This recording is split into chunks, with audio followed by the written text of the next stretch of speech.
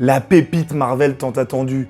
Oubliez Captain America, Iron Man ou encore Thor. La nouvelle trinité de chez Marvel est enfin trouvée en la personne de Carol Danvers, a.k.a. Captain Marvel, Monica Rambeau, a.k.a. la future Photon, et Kamala Khan, a.k.a. Miss Marvel. Des héroïnes qui réunies vont changer la face du MCU et plus largement de Marvel. Comment ne pas trouver de l'intérêt sur la suite des aventures de Captain Marvel? On n'oublie pas que le film avait été un succès phénoménal au box-office et qu'il avait su mettre tout le monde d'accord. Enfin, comme vous l'avez compris, ou du moins je l'espère, c'est de la totale ironie.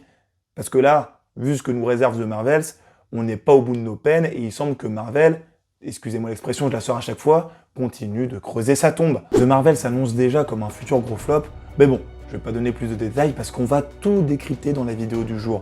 Je suis Ludo du Ludoverse, accrochez-vous bien à votre vaisseau spatial multiversel, car on est parti pour l'univers de The Marvels.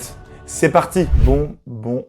Que dire à part qu'une énième fois, on s'en fout complet du prochain film Marvel. Je ne sais pas si vous le savez, mais je suis un grand fan du MCU. Mais bon, comme la majorité des gens, je considère que le post-endgame ne cesse de flouer les fans. Bien entendu, il y a des pépites par-ci par-là, Loki, WandaVision, peut-être même Black Panther, Wakanda Forever, mais je pense clairement que The Marvels ne va pas du tout en faire partie. Et pourtant, sur le papier, c'est un film qui a du potentiel normalement. Un film crossover qu'on n'a pas eu depuis longtemps dans l'univers du MCU. Enfin, à l'échelle du MCU, je m'entends bien. Ici, ce sont les personnages de Captain Marvel et Miss Marvel qui se réunissent, mais le souci, c'est qu'elles sont de base loin d'être intéressantes. Captain Marvel premier volet manquait déjà clairement d'intérêt, hormis le fait que c'était le film qui précédait la sortie d'Avengers Endgame. Et là encore, sur le papier, les intrigues qu'elle présentait étaient quand même assez intéressantes. Le film développait beaucoup plus la race alien des Kree, qui est un peuple qui souhaite conquérir la galaxie par tous les moyens, et introduisait même une nouvelle race alien avec un très gros potentiel, appelée les Skrulls, qui ont la capacité de changer d'apparence, et qui seront d'ailleurs bien mis en avant dans la nouvelle série du MCU appelée Secret Invasion. Quant à Miss Marvel, j'avais déjà fait la critique sur la chaîne l'été dernier. Clairement pour ma part, je ne fais pas du tout partie du public cible. Je comprends l'utilité du projet, mais pour moi, c'est loin d'être digne d'intérêt. Mais dans une autre mesure, il n'y a que le personnage de Monica Rambeau qui m'intéresse un tant soit peu. Notamment au vu de son rôle dans WandaVision et les liens qu'elle avait tissés avec Wanda Maximoff, et sa relation plus ou moins conflictuelle avec Captain Marvel. Carol Danvers, on le rappelle, étant la meilleure amie de la mère de Monica Rambeau, et Monica la considérait un peu comme sa tante. Donc les deux héroïnes ont des problèmes à régler dans The Marvels, qui n'ont d'ailleurs pas du tout été mis en évidence dans le trailer, pour peut-être ne rien spoiler, mais même avec ça, ce n'est pas suffisant pour donner envie d'aller voir le film. Car en effet, rien qu'en voyant le trailer, le semblant d'intérêt que je pouvais avoir pour le projet a quasiment disparu. En fait, en voyant ça, on se demande où est-ce qu'on va. The Marvels représentant en ce moment tout ce qui ne va pas chez Marvel. Humour à outrance, personnage pas assez charismatique pour avoir sa propre franchise, et des intrigues qui manquent cruellement d'intérêt. Danvers, Rambeau et Khan se retrouvant obligés de changer de place à chaque fois que des pouvoirs sont utilisés, qui se retrouvent contraints de travailler ensemble, car normalement, lorsque l'une des personnages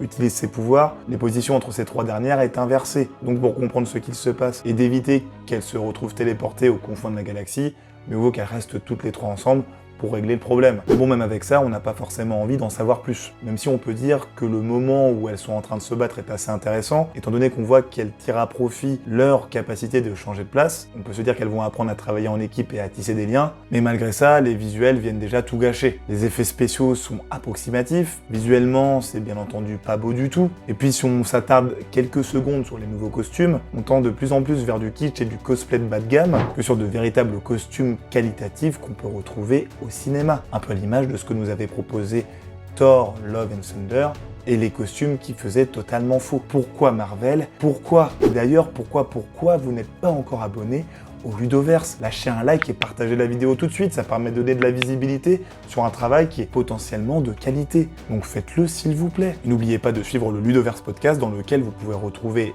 le format vidéo au format audio. J'espère que vous serez au rendez-vous, comme les fans de Captain Marvel, Monica Rambeau et Miss Marvel, qu'ils semblent l'être aussi au vu du trailer de The Marvels. Il n'y a aucun signe visible de manque d'intérêt de la part du public. Mais vraiment aucun. Aucun.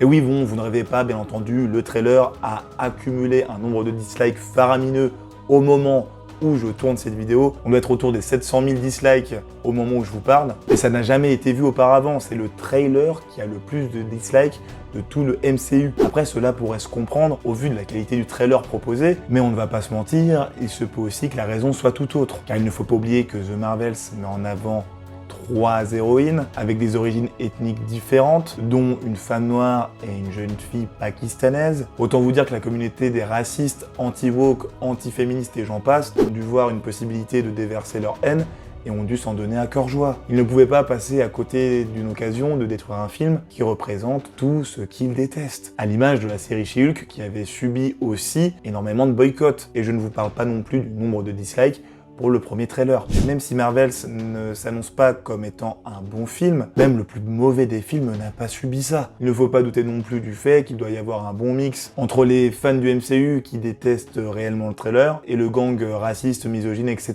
Parce que là où on a de la visibilité sur le rapport like-dislike de The Marvels ou encore de She-Hulk, on peut aussi la voir sur les autres trailers qui avaient été proposés par le MCU. Si on prend l'exemple de certaines séries et films Marvel qui sont sortis l'année dernière, comme notamment Miss Marvel et Black Panther Wakanda Forever, à aucun moment le rapport like et dislike est aussi important, alors qu'il y avait toutes les raisons que ce soit le cas. On rappelle que le casting de Black Panther Wakanda Forever est pratiquement composé à 100% de personnes noires, et quant au casting de Miss Marvel, on est sur les mêmes rapports, mais sur une autre caractéristique. Donc cela reste assez compliqué de se dire que ce nombre de dislikes est totalement dû à des personnes misogynes, racistes, etc. En tout cas, il est très impressionnant de se dire que les suites et spin-off à Captain Marvel proposent deux salles pour deux ambiances totalement différentes. Avec d'un côté The Marvels et son côté full humour qui nous rappelle à s'y méprendre le bien nommé Thor 4, aka le nanar ultime du MCU, et de l'autre côté Secret Invasion qui nous propose un rythme beaucoup plus sombre et beaucoup plus sérieux, qui peut là aussi nous livrer des intrigues beaucoup plus intéressantes. Et comme vous l'avez compris,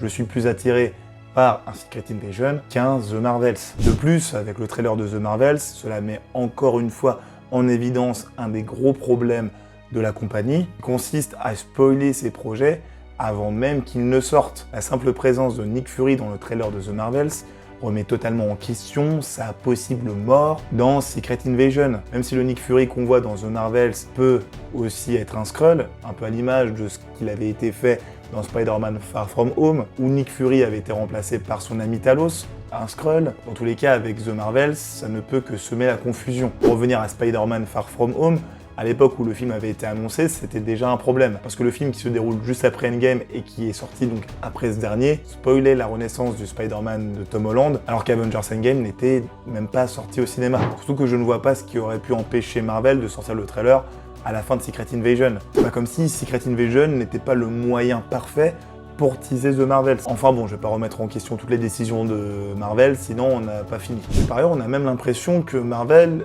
tente d'une manière plus ou moins visible de dégager Carol Danvers, ou plutôt l'actrice Brie Larson. Je vous dis ça parce qu'au vu de sa non-présence dans le trailer, alors que ce film est censé être une suite directe à Captain Marvel premier volet, le film s'appelait déjà même de base Captain Marvel 2, on a l'impression qu'elle est totalement effacée du trailer et qu'elle n'a aucune réplique marquante. Bon, c'est les autres camarades aussi, mais là on parle quand même de Captain Marvel. Après, il ne faut pas oublier qu'elle n'était pas forcément appréciée de ses camarades avec lesquels elle a tourné pour Avengers Endgame, et il ne serait pas étonnant au vu de ses problèmes relationnels avec ses collègues que Marvel se dise bon, on va la dégager petit à petit. Il ne serait même pas surprenant qu'il la tue dans The Marvels. On verra bien, peut-être que le second trailer la mettra plus en avant. Enfin bon, plus ça avance et plus la communauté fan du MCU diminue et diminue encore et encore. Et cela, on ne va pas se mentir, c'est dû principalement au manque de qualité et d'engagement des divers projets proposés par le MCU. Et actuellement, Marvel Studios est loin d'être aidé au vu des polémiques qui les touchent. On rappelle que Jonathan Majors, interprète de Kang le Conquérant, est actuellement accusé d'avoir agressé sa compagne, et donc il a des gros problèmes avec la justice, ce qui pourrait le voir quitter la maison Marvel et avoir son personnage de recasté. Et d'un autre côté, on a aussi DC qui n'est pas non plus à plaindre, avec le cas The Rock qui semble avoir totalement détruit les deux franchises que sont Black Adam et